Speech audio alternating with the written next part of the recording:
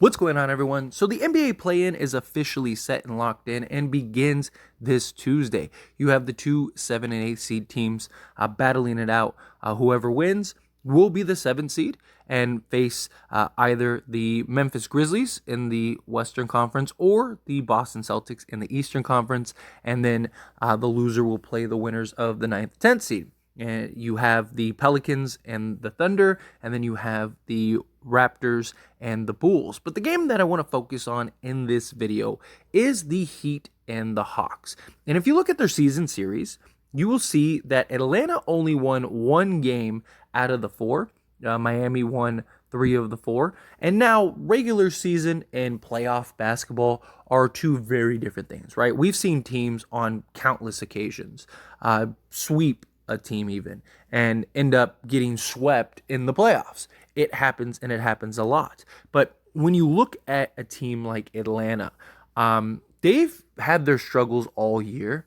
They are a little unproven. They kind of pushed their chips to the table the last few years. They were a team that made it to the Western Conference Finals 2 seasons ago, and it became the worst thing that could have happened to them, right? It became that thing where it was just like, they felt like they were closer than they really were, and ended up going and getting DeJounte Murray, and it hasn't really worked to the way that they had hoped, right?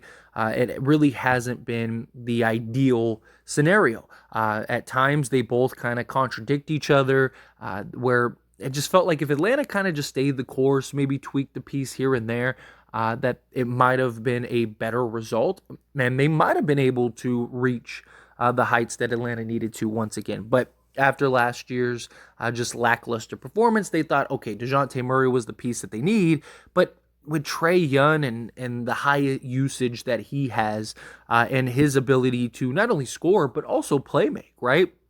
Guy is an assist if he's not getting a bucket, but it's almost like the Rudy Gobert situation with the Minnesota Timberwolves, where like if they just stayed the course and just kind of tweaked and retooled here and there, they'd probably be in a better position.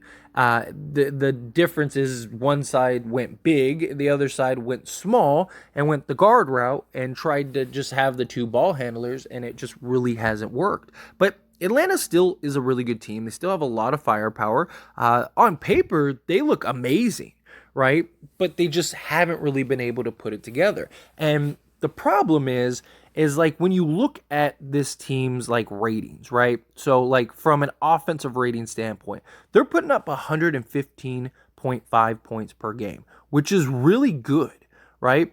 But when you look at their defensive rating, they're giving up the same amount of points, 115.4. And that's a lot of the reason why they're in the position that they're in. They're putting up enough points to win games, but they're not putting up enough points to stop teams from beating them. And it's kind of this hot and cold and just sort of consistency when it comes to wins and losses.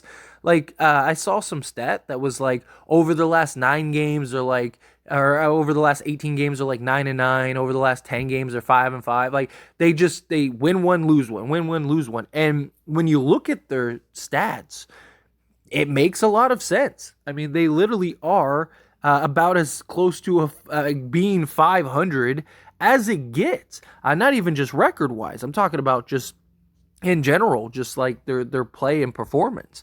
And they're going to have their work cut out for them. This is a team that's really going to have to, buckle down, do their job. It is one game, right?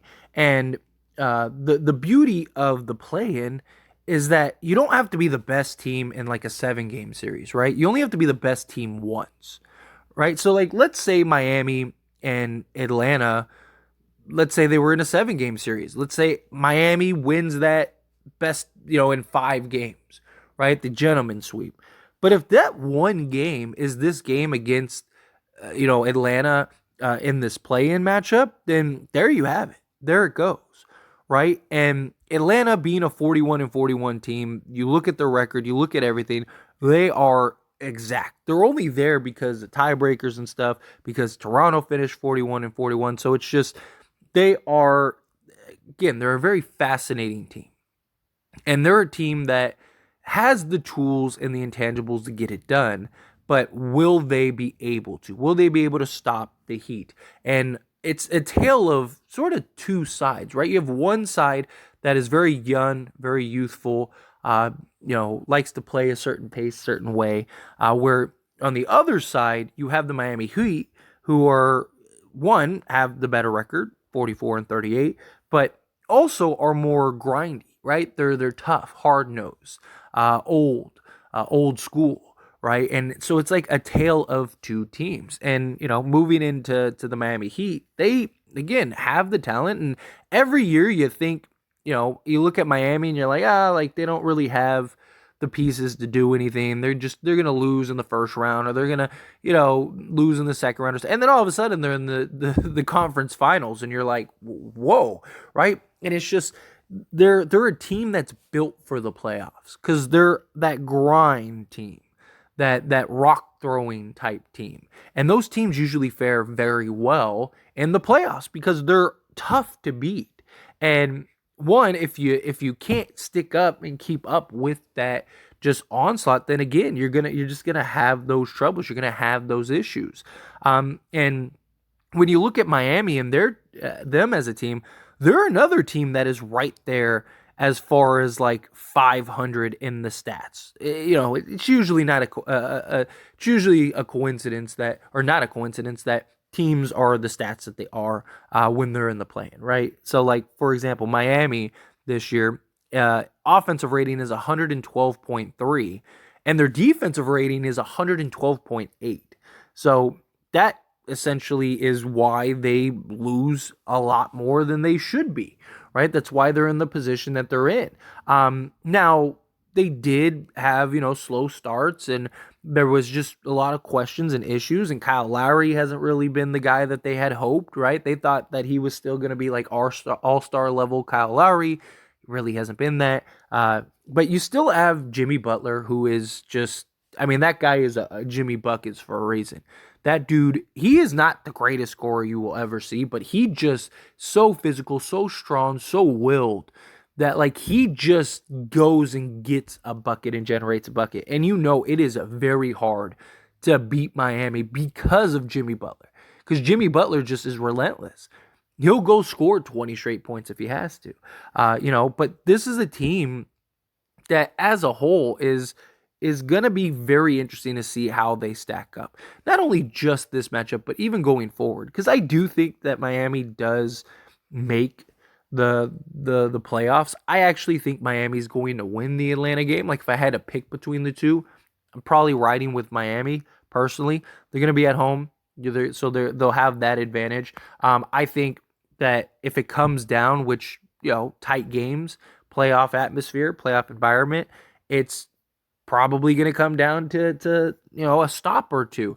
I just trust Miami to do what they need to do down the stretch to close out that game, right? If Atlanta comes out and they're blazing and they're just, grooving and scoring on all cylinders, then I really think that they have an opportunity to win.